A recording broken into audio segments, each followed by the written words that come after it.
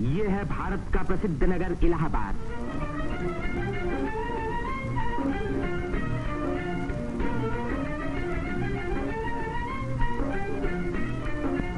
यहीं पहल उत्तर प्रदेश में एक विश्वविद्यालय की स्थापना हुई।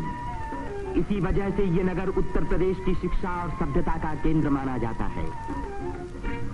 पंडित मदन मोहन मालवीय, पंडित गोविंद वल्लभ पंत और अनेक प्रतिभाशाली व्यक्ति इसी विश्वविद्यालय की देन हैं, जिन पर आज देश को गर्व है। ये है हमारे प्रधानमंत्री पंडित जवाहरलाल नेहरू का निवास स्थान, आनंद भवन। भारतीय राजनीति का ये एक प्रमुख केंद्र रहा है। इस नगर को तीर्थराज प्रयाग भी कहते हैं।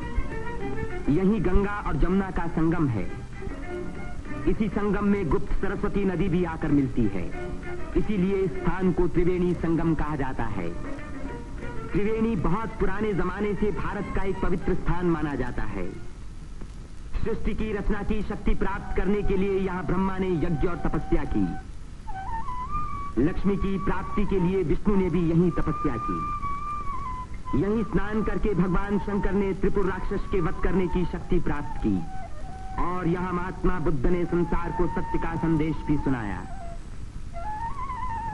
समुद्र मंथन के बाद जयंत के अमृत का घड़ा लेकर जाते समय एक अमृत कण छलक कर यहाँ गिरा और तभी से इस स्थान पर कुंभ मेले का महान पर्व आरंभ हुआ।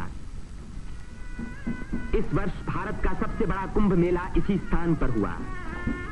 इस मेले में लगभग 1 करोड़ व्यक्ति त्रिवेणी में स्नान करने के लिए आए। सदियों की गुलामी के बाद स्वतंत्र भारत का ये पहला कुंभ मेला था। त्रिवेणी में स्नान करके तन, मन और आत्मा को शुद्ध करने के लिए ही यात्री यहाँ आते हैं। योगी और सन्यासी, गरीब और अमीर सभी प्रकार के लोग यहाँ इकट्ठे होते हैं। कुंभ मेले के मौके पर देश के नर नारी एक दूसरे के धार्मिक विचारों से परिचित होते हैं। धार्मिक संस्थाएं योगी और सन्यासी यौगिक क्रियाओं को दिखाते हैं।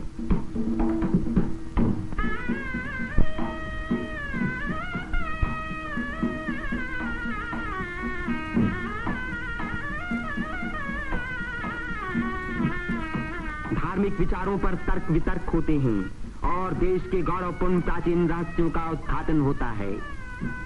यहाँ के सुंदर दृश्य प्राचीन भारत की महत्ता की याद दिलाते हैं।